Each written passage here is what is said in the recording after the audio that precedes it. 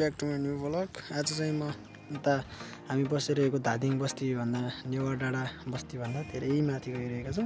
त्यतातिरै पहाड देखिरहेको छ। हजुरहरू चाहिँ देख्न सक्नुहुन्छ। अस्ताउँदो सूर्य पनि देखिरहेको छ।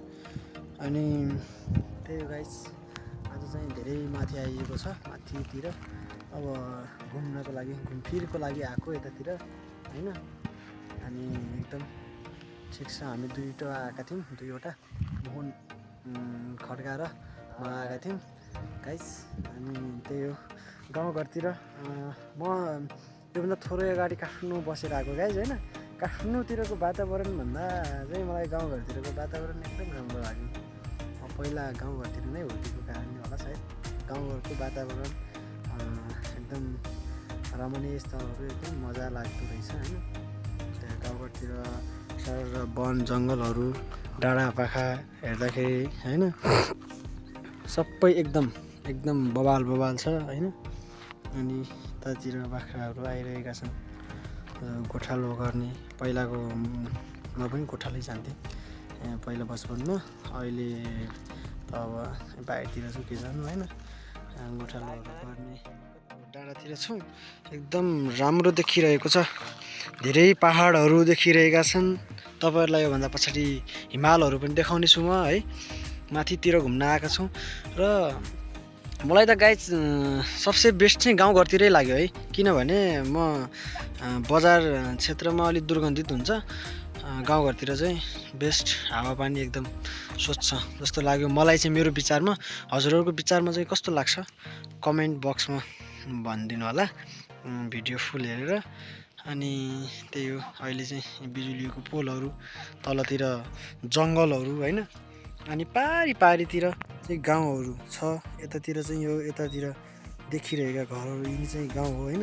यो चाहिँ गाउँ भयो। अनि उतातिर चाहिँ डाँडाहरू सब एकदम राम्रो छ, एकदम राम्रो छ। त्यही हो अब चाहिँ हजुरहरूलाई पछाडि अन्त्यसम्म सबै गाउँ बस्ती छिरेको तल हामी बस्ने ठाउँसम्म सबै देखाउने छु। हेर्दै गर्नु होला है।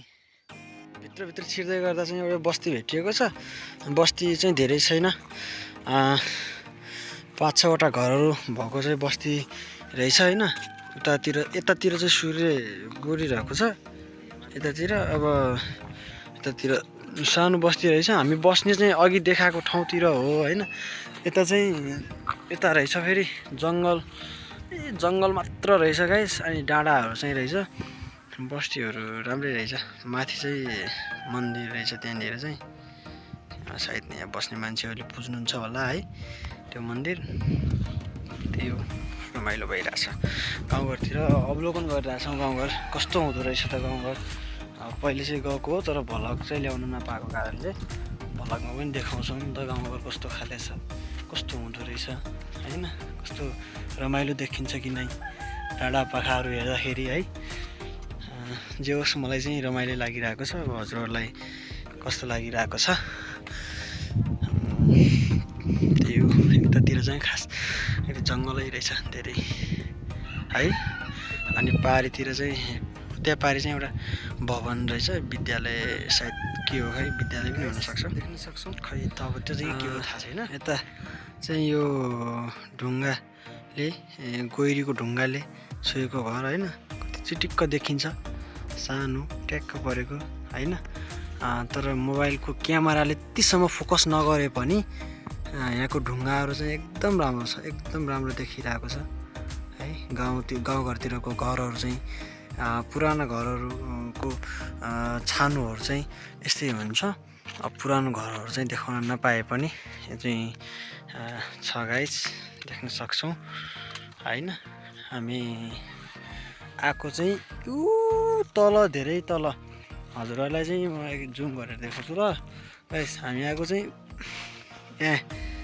यो चाहिँ यहाँनिर चाहिँ यो सेतो देखिरहेको घर छ। यहाँनिर चाहिँ पसल छ। त्यो पसलभन्दा पनि धेरै तल हो। हामी चाहिँ यति माथि छौँ, जाने क्रममा छौँ, बाटोमा छौँ। हजुरहरूलाई चाहिँ बिचको गाउँहरू देखिरहेको के छ सबै भैँसी बाख्राहरू चाहिँ पाल्नु भएको रहेछ यतातिर। अनि गाउँघरतिर यस्तै हो गाइस, गाउँघरको घरहरू चाहिँ यस्तै हुन्छ। यस्तो चाहिँ टक्क हामी चाहिँ गाउँघरको बाटो हिँडिरहेका छौँ।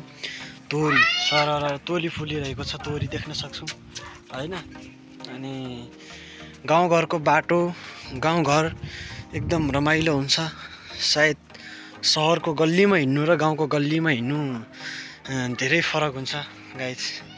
यो चाहिँ केरा, केरा, यता चाहिँ फुलहरू है देख्न सक्छौँ।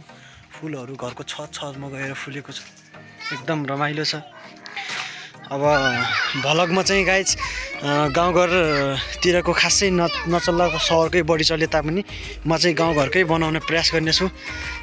भाइ बहिनीहरू छन् यतातिर, भाइ बहिनीहरू खेलिरहेका छन्, गाउँघरतिरका भाइ बहिनीहरू एकदम रमाइलो लाग्दछन्।